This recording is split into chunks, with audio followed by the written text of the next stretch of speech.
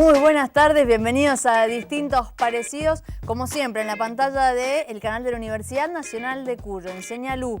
Y como todos los días vamos a plantear un tema a debatir, a analizar, y en este caso tiene que ver con lo que pasó el domingo, no en nuestro país, pero sí en México, sí, elecciones presidenciales, y hasta ahora sí un ganador que ha arrasado por los números que hay, aún no está el resultado final, pero sí por la diferencia que ya hay, se habla de un triunfo histórico de la izquierda en ese país, ¿sí? Andrés Manuel Obrador va a estar al frente de un gobierno en México, ¿sí? Vamos a ver cuál es la realidad hoy en México, ¿sí? Con Peña Nieto al frente. La asunción va a ser el 1 de diciembre. ¿Cómo va a ser esa transición? ¿Cómo es el perfil de esta izquierda en el poder y de la izquierda como oficialista, ¿sí? Ya no como oposición? Bueno, vamos a revisar todo eso hoy en Distintos Parecidos con nuestros invitados. La jornada electoral que se llevó a cabo en todo el territorio nacional, la más grande de nuestra historia por el número de electores y de cargos públicos en contienda, se realizó con normalidad, equidad y una amplia participación ciudadana. ¡Presidente! ¡Presidente! ¡México! ¡Viva México! Andrés Manuel López Obrador obtuvo el mayor número de votos en la elección presidencial. A sus 64 años, Andrés Manuel López Obrador ha competido 3 veces por la presidencia de México. La tercera fue la vencida. Y Andrés Manuel López Obrador será el próximo presidente de México.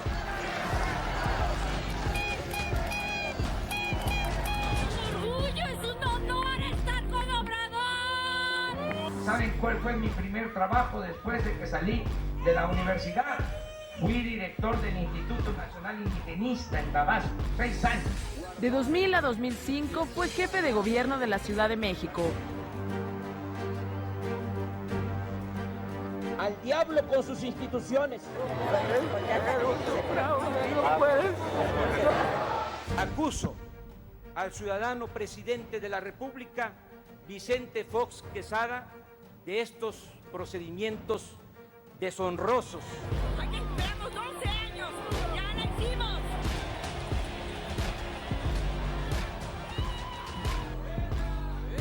¡No les voy a fallar! Quiero pasar a la historia como un buen presidente de México. Va a ser gobierno del pueblo, para el pueblo y con el pueblo. ¡Hablo, presidente! ¡No traicionar al pueblo!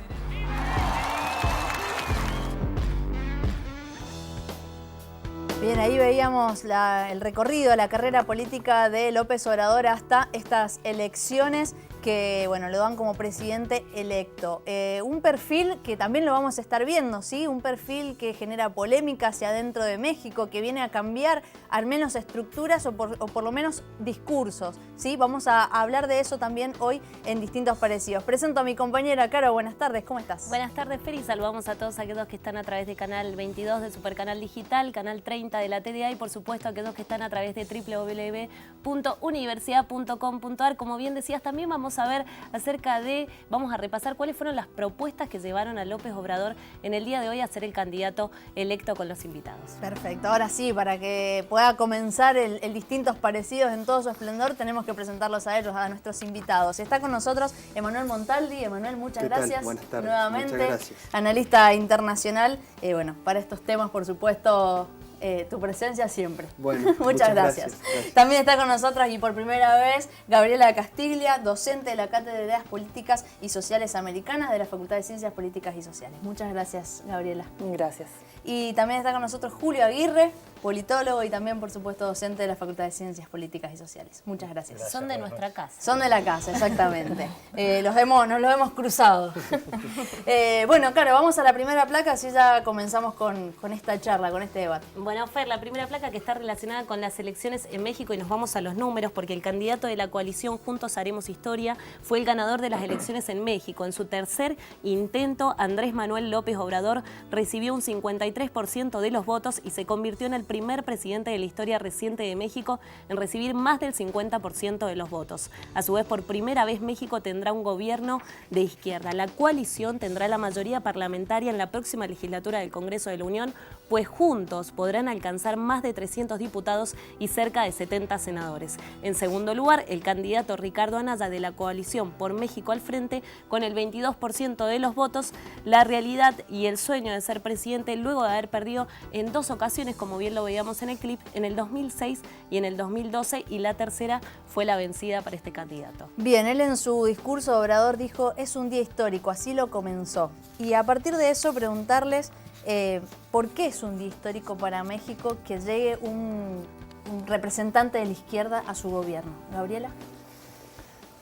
Bueno, lo de cuánto es de izquierda o populista Bien. o progresista, que son todas las categorías que están en debate, por ahí me parece lo más complicado de analizar. Entonces empezaría por otro lado. Bien. Si no hay problema, No, por empezaría supuesto. diciendo que es muy importante que es la primera vez que llega alguien con ese caudal electoral. Bien, en números porcentuales y en números absolutos, porque es la elección en la historia de México donde más gente ha votado y donde es más alto el porcentaje de votantes jóvenes, que pareciera que en su gran mayoría el voto joven ha ido hacia este candidato, ¿sí? También es importante porque es un candidato que ha hecho campaña haciendo política a nivel de contacto, de diálogo y de recorrer el territorio, pero a su vez ha hecho política también a través de las redes sociales con un discurso muy renovado, muy atentamente dirigido a las y los jóvenes, tocando temas que otros candidatos no se atrevían a tocar, como por ejemplo, ahora parece que va a entrar en discusión la legalización del cannabis y también demandas de géneros, históricas reivindicaciones de género. Y ha habido un discurso hacia las y los jóvenes, como decía, a través de formatos propios o dirigidos hacia ese sector de la población, sin que fuera vacío de contenido, sin vaciar el contenido por hacer un discurso para jóvenes y disociarlo del resto de su discurso en la campaña. Escuchando el discurso está bueno lo que decís. Él agradece, sí, dice gratitud a las benditas redes sociales. Con esas palabras habla él, ¿no? Para complementar lo que estaba Pero diciendo. lo que me parece interesante es que no ha sido un discurso vacío de contenido político e ideológico, como a veces pasa cuando se hace campaña a través de las redes sociales. Entonces, bueno, eso para empezar me parece muy importante. Bien, Julio. Bueno, sí.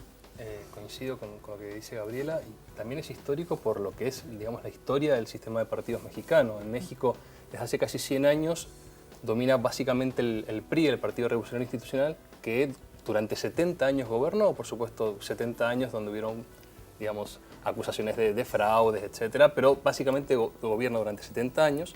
En 1989 hay una escisión en el PRI y de ahí sale el PRD, que es un partido que empieza a posicionarse a la izquierda a partir de ese momento, recién en ese momento, a finales de los 80, hay un partido dentro de la dinámica de partidos mexicana que puede ser considerado un partido de izquierda. El PRI era un partido con bases populares muy amplio en su programa ideológico y difícil de categorizar ideológicamente, si bien tuvo líderes de distintos ámbitos del espectro ideológico, siempre fue un partido muy pragmático, muy tirado hacia el centro, y recién en el 89 aparece el PRD y empieza a meter un poco de color, digamos, una dinámica política muy centrada en un partido claramente hegemónico que tenía enfrente un único adversario, que era el PAN, que también compite en estas elecciones, que era un partido claramente más de derecha, más liberal en su concepción de la economía y conservador en su noción social. Interesantemente, este PRD, que en el 89, ¿no?, con Cárdenas, un dirigente político muy importante en México, se constituye como sacándose un pedazo del PRI, digamos, se lleva el componente de izquierda del PRI, se independiza como un partido distinto, es el PRD que nuevamente se va a escindir para que salga Morena, que es este movimiento de renovación nacional, que es el que lleva a López Obrador finalmente al gobierno. Luego de algo que creo que explica mucho de lo que está pasando en México, que es la idea de que había un pacto corporativo. Hay una idea en México de que la política, los empresarios e incluso el crimen organizado son una gran élite de gente que domina todo, y por más que hayan ciclos económicos, ciclos políticos, cambios, nada parecía cambiar realmente y la situación parecía ser cada vez peor. Entonces, Es recién, digamos, hace pocos años, en el 2012, que Morena se sale del PRD, el PRD queda, como mismo López Obrador dijo en muchas oportunidades y usó como eslogan de campaña, el PRD es una cáscara vacía, ya no representa ningún sector progresista, el sector progresista viene conmigo, yo soy el líder del sector progresista, y en una alianza amplia, ¿no?, constituye Morena y con otros partidos políticos de izquierda también, PT, PST, etcétera, llegan a este excelente resultado electoral. Bien. ¿Y cuáles fueron los factores que hacen que llegue este movimiento, si se quiere, que llegue López Obrador al poder? Bueno, algo de lo que se mencionaba acá, ese nivel de hartazgo, de descontento muy grande frente a una estructura de poder que involucra a los sectores políticos, pero también a la dirigencia empresaria, a los sectores vinculados con el crimen organizado, que han sumido a México en unas condiciones socioeconómicas y en unos niveles de violencia que amenazan, desde mi punto de vista, con la sustentabilidad propia de México como un Estado-nación viable y con la posibilidad de que México se convierta, como algunos autores denominan, en una suerte de Estado fallido. Si nosotros empezamos a ver con detenimiento los niveles de desigualdad social y de muertes producto de la violencia social, incluyendo el crimen organizado, vemos que México tiene un serio problema para seguir siendo viable como un Estado-nación tal como lo conocemos. Pensemos que estamos hablando de la segunda economía más importante de América Latina, luego de la de Brasil, un país con 123 millones de habitantes, de los cuales 53 millones están sumidos en la pobreza, 7 millones en la indigencia y 29 millones de personas están ocupadas en trabajos informales. Mientras tenemos estas cifras alarmantes de pobreza, de indigencia y de informalidad, 27 personas físicas, 27 mexicanos, concentran una riqueza equivalente a 169.000 millones de dólares. En estos niveles de desigualdad son los que estructuran y atraviesan a la sociedad mexicana, y es el desafío que tiene un movimiento de reforma de izquierda, el que intentará de alguna manera revertir, y hay que ver la posibilidad, si hay margen para que en estas condiciones estructurales poder hacer algún grado de modificación. Bien, tomando los datos que decís vos, Emanuel, con respecto a una crisis social muy profunda, muy fuerte, tenemos en contraposición los datos que das vos en cuanto a la participación cívica, como datos importantes en esto de la participación. Sí, ha sido altísima. Que ha sido muy alta en los jóvenes. Y en el segmento etario juvenil. Lo cual muestra que hay en ese clima de dolor y de injusticia, claro, a su vez crece una esperanza respecto, yo diría más que respecto a una persona o junto, claro, a él, en esperanza en la política, en que la política es una herramienta de cambio. Pareciera que algo de esto hay, y de hecho sabemos que hay muchas y muchos jóvenes militando, tal vez no en partidos políticos, pero sí en organizaciones sociales y movimientos de base en México desde hace muchos años. Quizás no llegan las noticias hasta aquí porque son movimientos a escala más pequeños, pero son muchos los movimientos que están participando. Y eso se ha canalizado ahora en una opción política que permitía articular este tipo de participación con la participación política a nivel de un partido. Bien. Y a nivel internacional se ha festejado mucho también, o al menos ha llamado la atención, ha impactado este resultado también en México. Sí, algunos sostienen que el triunfo de López Obrador es como que es un cimbronazo porque revierte una tendencia que se venía dando en América Latina con el desalojo de manera democrática, en algunos casos, en otros no tanto, de los gobiernos de centro-izquierda por expresiones de centro-derecha o de derecha, y ahora con México estamos en presencia de un fenómeno contrario. Pero yo reitero, más allá de este acontecimiento tan importante que es la llegada de una nueva fuerza política de tendencia de izquierda en México, si López Obrador y las fuerzas políticas que lo acompañan van a estar a la altura de poder realmente realizar las reformas estructurales que precisa, que requiere, que demanda el tan sufrido pueblo mexicano, porque yo me detengo en un elemento que nosotros lo conocimos aquí en Argentina. López Obrador se ha detenido mucho en las cuestiones que tienen que ver con la corrupción, sí, con la corrupción que aqueja al Estado mexicano, con las relaciones de promiscuidad entre el sector público y el sector privado, con relaciones espurias de enriquecimiento y también cómo está involucrado el crimen organizado. Pero me parece que para revertir las condiciones de atraso, de dependencia, de subdesarrollo de México, hay que ir a cuestiones mucho más profundas que la mera corrupción. La corrupción en este caso vendría a ser un síntoma, una expresión derivada de un fenómeno mucho más profundo, mucho más arraigado, que son las condiciones en las cuales se forjó, se gestó el Estado-Nación mexicano. Sí, sí, Obrador habla de que no es un fenómeno cultural, sino que es el resultado de un régimen político ya establecido, ¿no? La corrupción, y propone como misión y objetivo de su gobierno desterrar la corrupción en México, ¿no? Digo, para retomar lo que estaban diciendo y para ya empezar a hablar también de, bueno, cuáles fueron sus ejes de campaña, cuál es la propuesta que tiene Obrador, bueno, ahora que ya fue elegido, bueno, cómo se va a desencadenar esa gestión, ¿sí?, al frente. Y lo que hablábamos, bueno, si bien Gabriela no quisiste especificar bien en cuanto a izquierda o digo categorías, en función de eso, se habla de, bueno, la izquierda al poder y cómo va a ser la izquierda en ese poder y cómo va a ser la izquierda también desde la calle, desde otras áreas, controlando a ese poder. Así que bueno, lo dejamos abierto, nos vamos a ir a un corte, pero enseguida vamos a continuar con más distintos parecidos y por supuesto estas elecciones en México y el resultado que da como ganador a AMLO, como se le dice así en las redes sociales, Andrés Manuel López Obrador. Ya venimos. Dame todo el power para que te demos en la madre. Gimme todo el poder, so I can come around to joder. Dame todo el poder.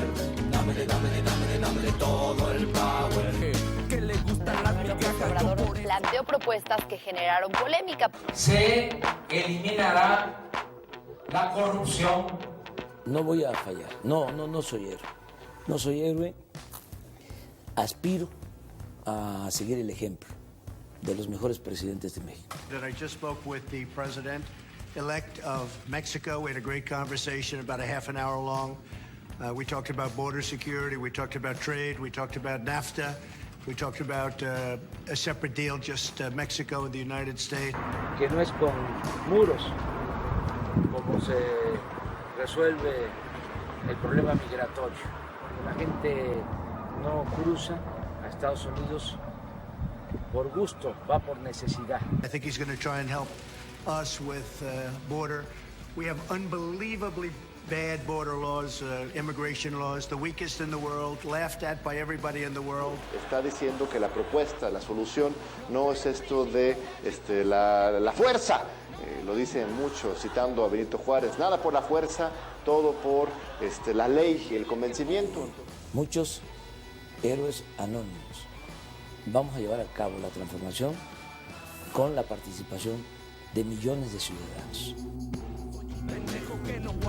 Bien, volvemos a distintos parecidos. Seguimos en este segundo bloque hablando de las elecciones en México y bueno, López Obrador como presidente electo. Y vamos a ver, como ya veíamos en el clip, un poco de las propuestas de campaña de él, ¿no? Así es, Fer. Bueno, nos vamos a ir a la segunda placa de distintos parecidos que está relacionado con estas propuestas que hace López Obrador.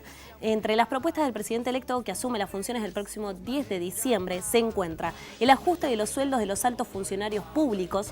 López Obrador dijo que ganará la mitad de lo que percibe el actual y no gozará de ninguna prestación. A su vez propuso eliminar las pensiones a los expresidentes, el cambio total de la estrategia para atender los problemas de inseguridad y violencia. No se aumentarán impuestos ni se seguirá endeudando al país. Se aumentará el devaluado salario mínimo y la pensión. A adultos mayores se aumentará el doble. El cambio cambio en la relación bilateral con Estados Unidos, como lo vimos en el clip, priorizar una política de cooperación para el desarrollo. A su vez, se creará el programa Jóvenes Construyendo el Futuro, que atenderá a 2.600.000 jóvenes que actualmente no pueden estudiar o no tienen trabajo. A su vez, también se va a proponer la reforma del artículo 108 de la Constitución para poder juzgar por corrupción a un presidente que se encuentre en mandato. Bien, buenísimo, Caro. Ahí tenemos las propuestas, algunas de las propuestas de López Obrador las vamos a poner también aquí en la mesa para, bueno, analizarlas, ver qué significan estas propuestas en el México de hoy. Pero antes vamos a ir a una comunicación, no es telefónica, porque creo que es videollamada, con Mayra Vargas. Ella es periodista mexicana, periodista de Letra Fría, ¿sí? El medio Letra Fría. Mayra, buenas tardes. Fernando Vido te saluda. Hola, ¿qué tal? Fernanda, Carolina, ¿qué tal? Buenas tardes. Bien, buenas tardes. Muchas gracias por la comunicación. Buenas tardes. Y preguntarte, gracias, un gusto también para nosotros tenerte en comunicación, poder tener la palabra desde allí, desde el lugar del hecho, y saber a poquitos días de estas elecciones el domingo y de ya tener resultados que, si bien no son los números oficiales aún, los finales, sí los oficiales, pero no los finales, ya se habla de un número que no puede revertirse con respecto al porcentaje que ha sacado López Obrador. ¿Cómo se está viviendo todo esto en México ya a días? ¿Ya ha bajado un poco la marea? ¿Cuál es la sensación allí? Sí, pues comentarte justo lo que mencionas, de acuerdo con la última estadística del Instituto Nacional Electoral, que es el INE encargado de llevar a cabo estos comicios electorales, con el 52.96% Andrés Manuel López Obrador en su tercer intento por llegar a la presidencia de México, pues ahora sí que lo logra, y siendo así una jornada denominada por muchísimas personas, periodistas, analistas, como una jornada totalmente histórica para México, porque hubo una participación de más de 56 millones de mexicanos que participaron en estas elecciones, y que pues esto es una asistencia totalmente récord en nuestro país. Bien. De manera particular la viví muy intensamente, y pues hasta el momento no ha bajado el ritmo. Andrés Manuel sigue ahora sí que en los reflectores de los medios de comunicación, sobre todo porque tuvo un encuentro con Enrique Peña Nieto justo por el tema de la transición. Y en mi caso ahorita también se está haciendo el tema del cotejo de las actas de las elecciones en cada una de las casillas, para hacer esta relación e identificar que no haya alguna variación en los resultados.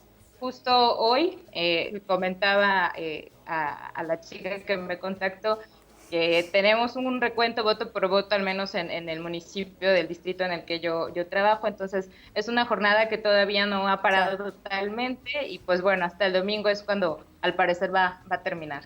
Mayra, quería consultarte cuáles son las demandas y las problemáticas centrales que tienen los mexicanos, el pueblo mexicano, y qué es lo que se le pide a este nuevo presidente.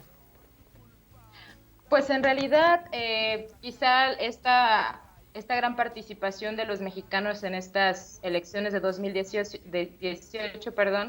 se llevó justo por este hartazgo que hay hacia el partido en turno, que es el Partido Revolucionario Institucional, el PRI, encabezado por Enrique Peña Nieto en esta administración.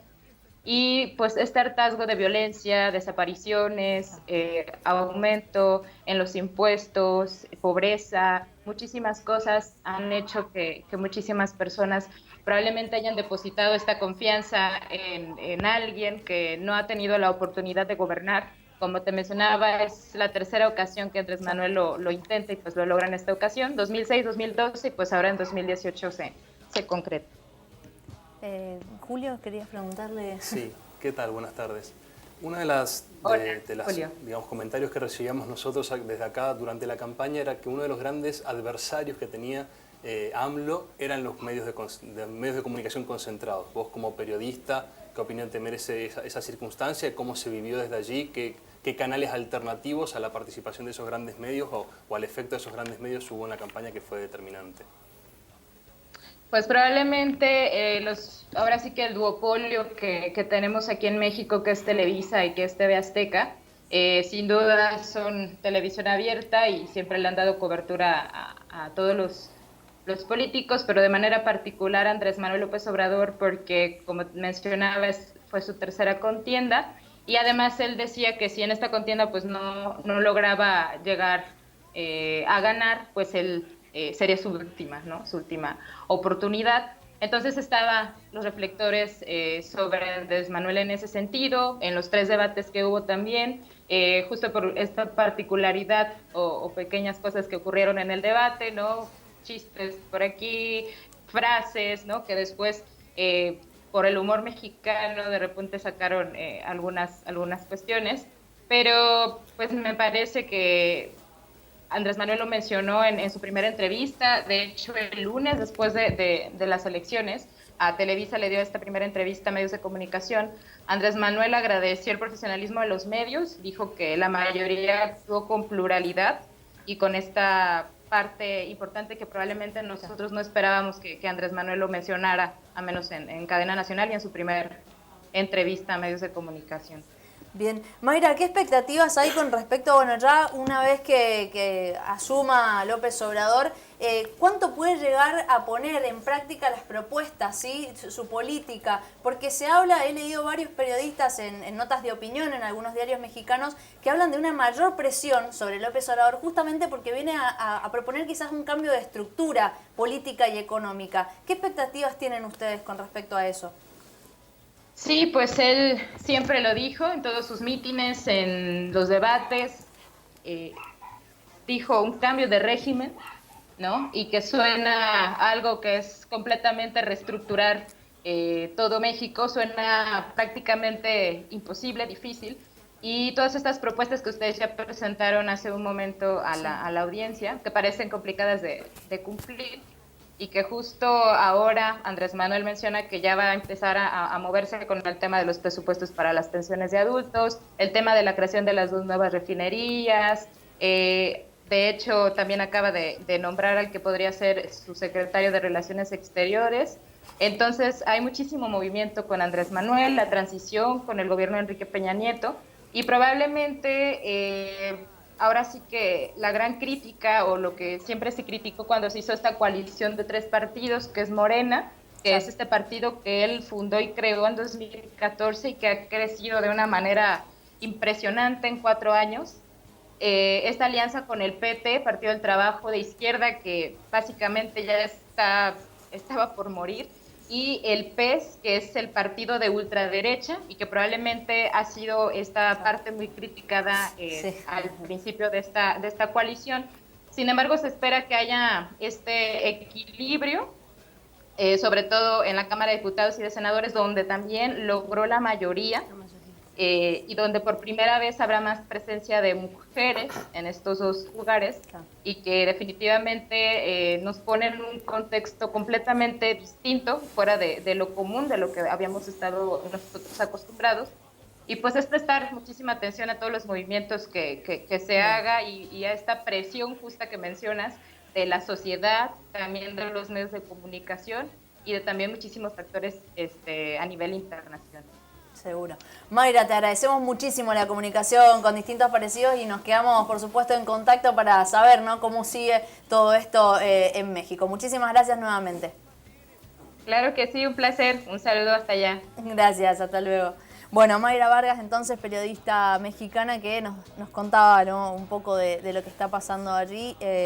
Y un poco en cuanto al perfil, ¿no?, de López Obrador, algunas cosas que se han dicho estos días, que rechazó la custodia oficial, que no va a vivir en la residencia Los Olivos, que allí va a ser un centro cultural o lo va a proponer para arte, para cultura, para abrirlo a la sociedad, que no va a utilizar el avión presidencial. Su mujer también dijo, Beatriz Gutiérrez Müller, dijo que quería reformular, ¿no?, o cambiar la figura de la primera dama. Bueno, algunas cosas que van hablando de el perfil, ¿no?, y de esta transición también hacia otras formas quizás de poder.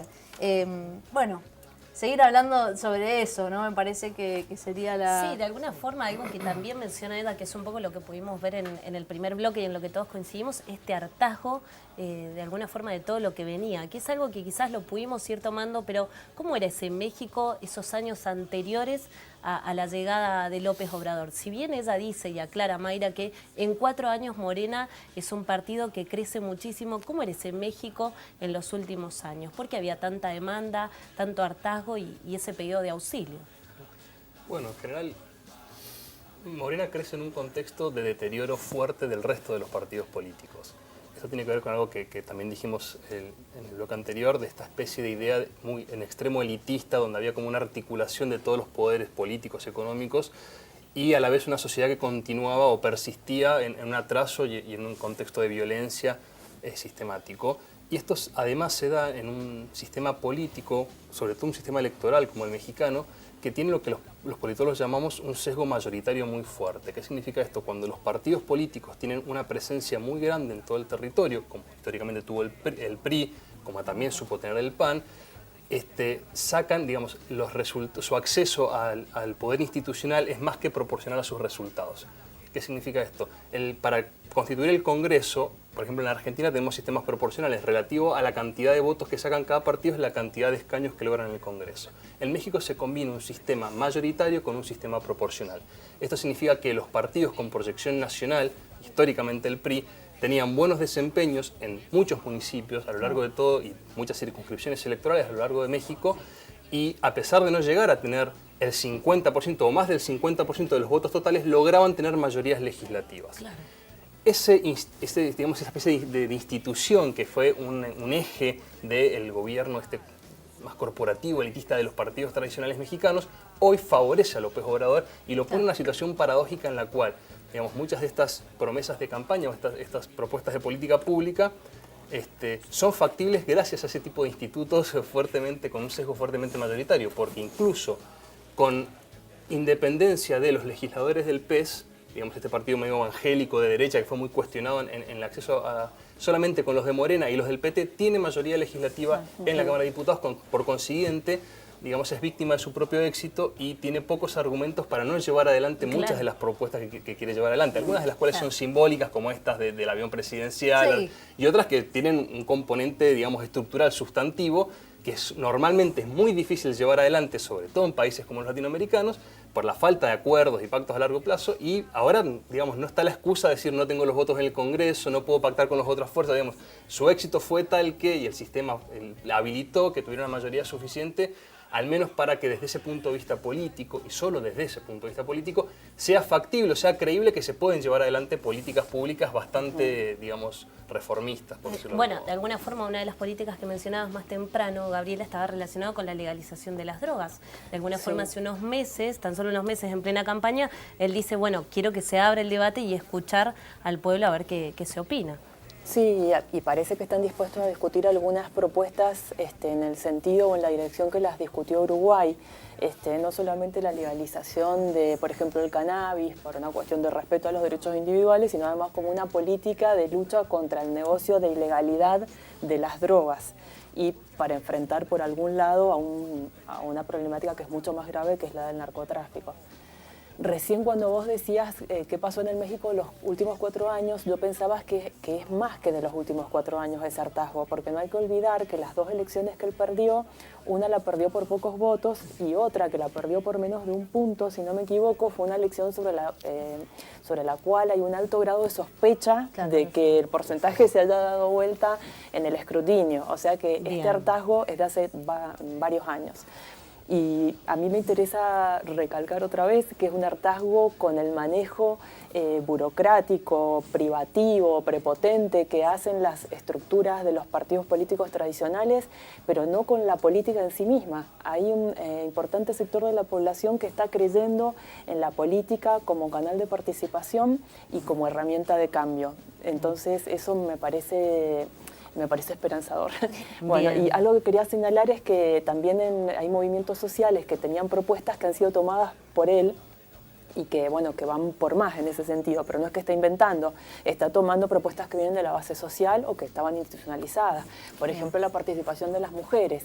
En México es obligación por la Constitución que para los cargos legislativos exista paridad, igual cantidad de candidatos que de candidatas, pero él además a eso sumó que su gabinete, que ya está anunciado, va a tener 50% de ministros y 50% de ministras. Bien.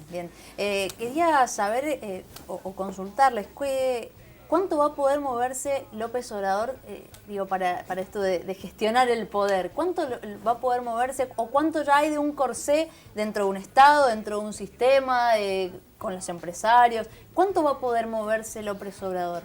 Y desde mi punto de vista muy poco.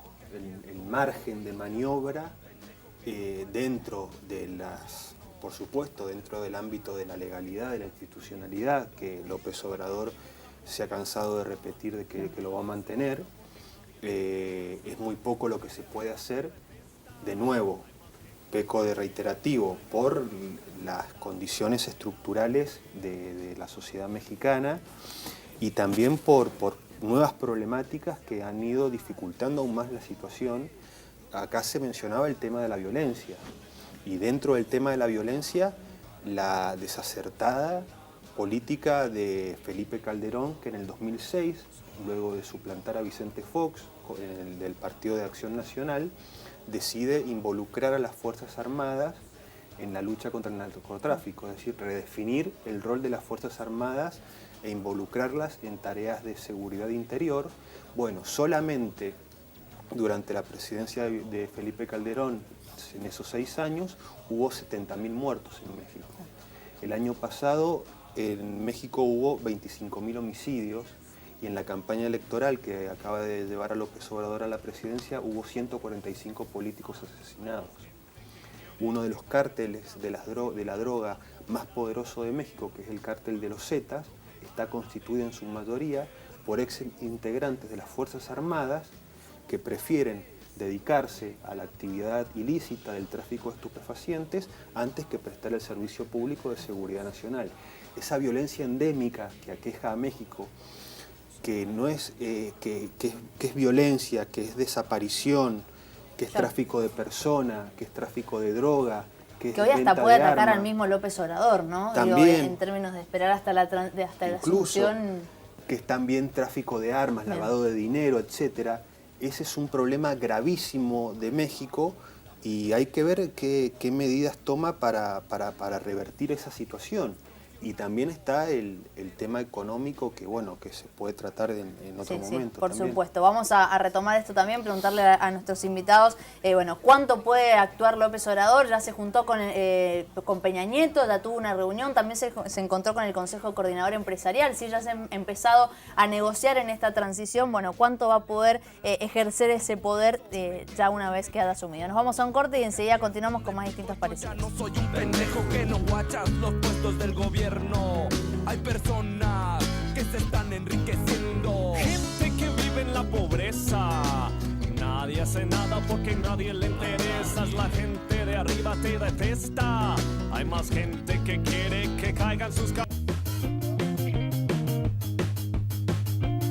Seguimos en Distintos Parecidos, llegamos al último bloque y seguimos hablando, por supuesto, de los resultados de las elecciones en México, ¿sí? Con un presidente electo como López Obrador. Y nos preguntábamos en el bloque anterior, bueno, ¿cuánto va a poder desempeñar ese poder, ¿sí? ¿Cuánto ya tiene delimitado López Obrador de antemano, ¿no? Julio, preguntarte sobre eso. Claro, bueno, imaginemos un mapa de México donde pintamos en azul las zonas donde el Estado tiene capacidad efectiva de regular, de controlar e implementar política pública, y donde pintamos de marrón o de rojo las zonas donde no puede hacerlo.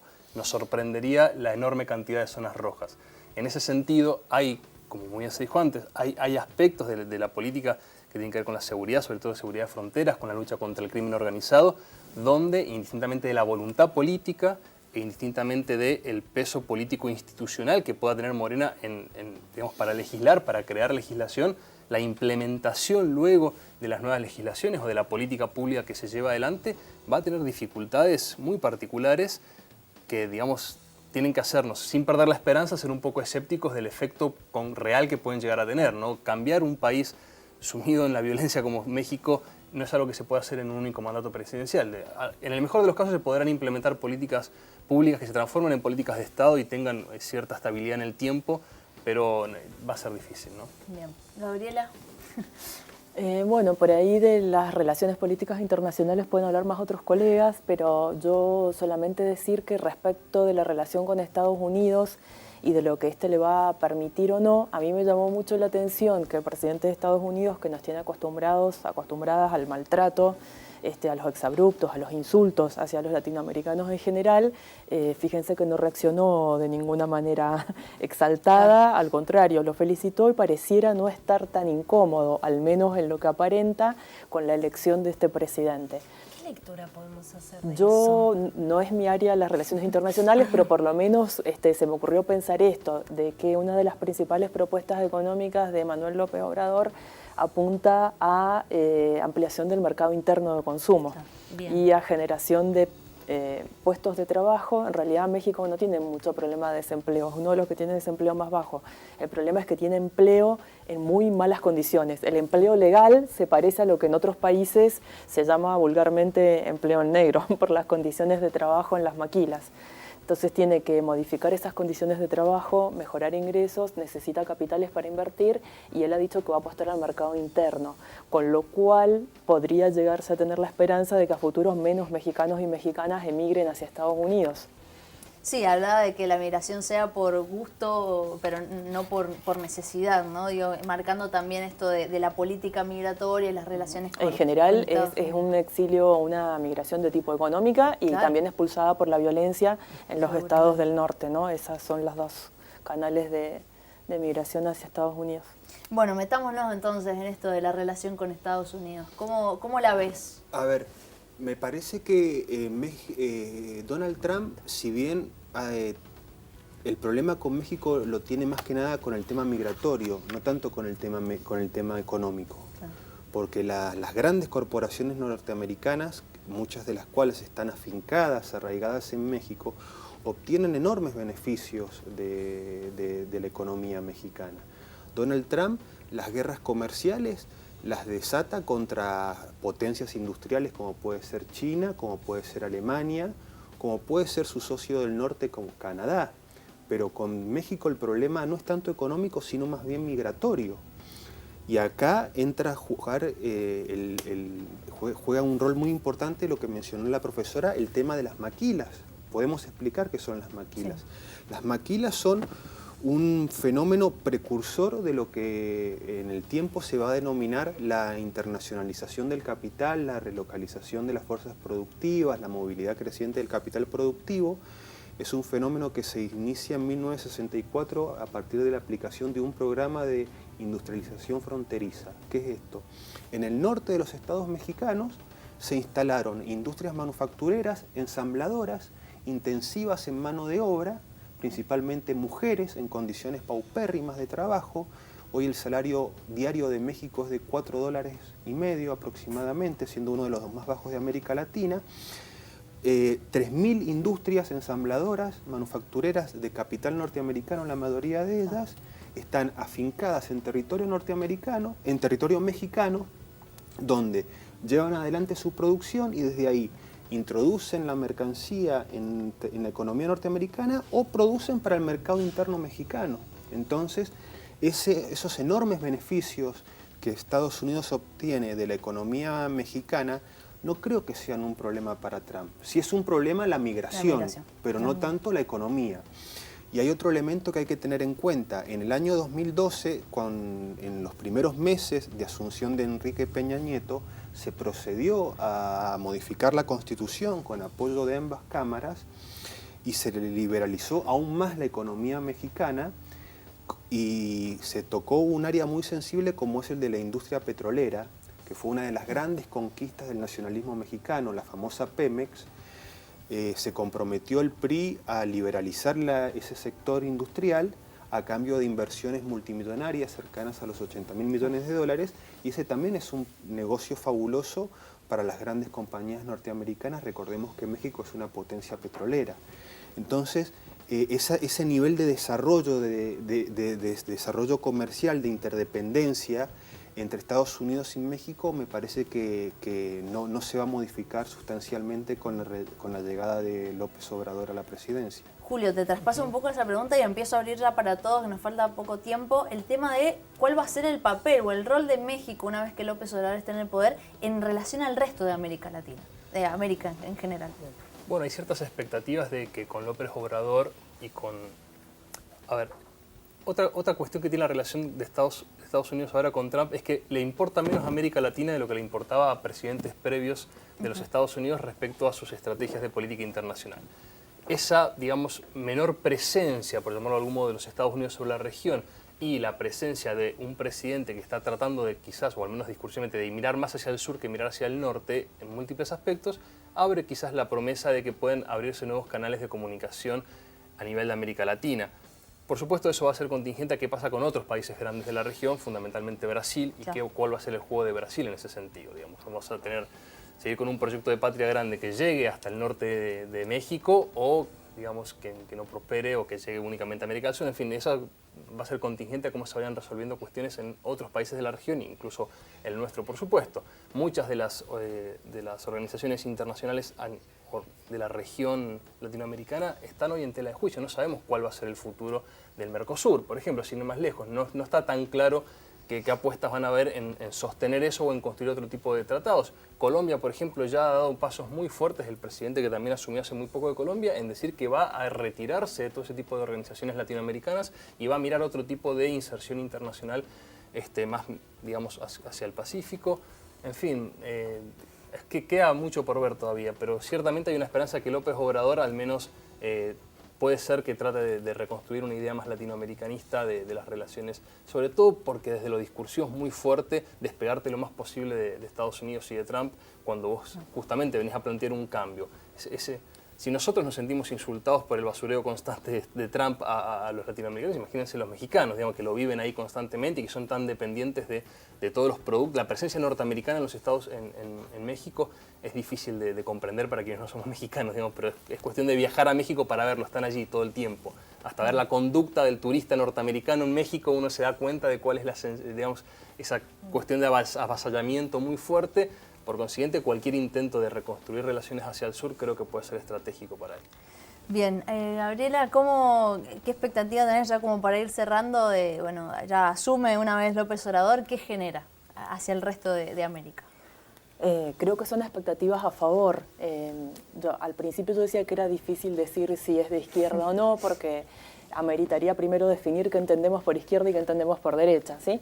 Pero sin llegar a rotularlo, o si lo usamos de un modo coloquial, como que la izquierda es aquel sector político que apunta a hacer cambios del orden instituido, bueno, digamos que las medidas que ha propuesto son de cambios. No son tan profundas o tan radicales, pero ha propuesto medidas de cambio a favor de los sectores populares, y en Latinoamérica creo que se inclinaría más, no solo discursivamente, sino también en algunas medidas concretas, por una mayor valoración de la fraternidad latinoamericana. Cuando digo en lo concreto, por ejemplo, ha dicho muy claramente que no va a apoyar a ningún presidente ni a nadie que proponga intervención en los asuntos internos de un país. Por lo tanto, no va a apoyar a quienes pretenden intervenir en Venezuela, que es uno de los temas más tensos del... Claro, de los más tensos. Bien. Sí, era un detallito nada más que agregar también de la conclusión un poco, Gabriela, de lo que habías dicho, la importancia de la participación de los jóvenes, la cantidad de jóvenes que hoy no tienen trabajo, que se encuentran en malas condiciones y que de alguna forma López también lo toma para su propuesta electoral. Por supuesto. Bueno, se nos acabó el tiempo. Agradecerles, por supuesto, que hayan venido esta charla. Muchísimas gracias, Emanuel, Gabriela, Julio, muchas gracias. Nos vamos a ir. Voy a hacer un comentario con respecto a la ley Justina, sancionada ayer por unanimidad en el Congreso Nacional, que, bueno, determina que todos a los mayores de 18 años somos donantes, a no ser que expresemos con constancia, si constancia expresa lo contrario. Así que bueno, un tema que tratamos en Distintos Parecidos, dar esta información también al final de este programa. Ahora sí, Caro, nos vamos. Nos vamos, bueno, saludarlos a ustedes que han estado del otro lado, Fer, y nos encontramos mañana. Por supuesto, mañana a las 19 horas un nuevo Distintos Parecidos en Señal U, como siempre. Chau, chau. De arriba te detesta. Hay más gente que quiere que caigan sus cabezas si le das más poder al poder. Más duro te van a venir a coger. Porque fuimos potencia mundial. Somos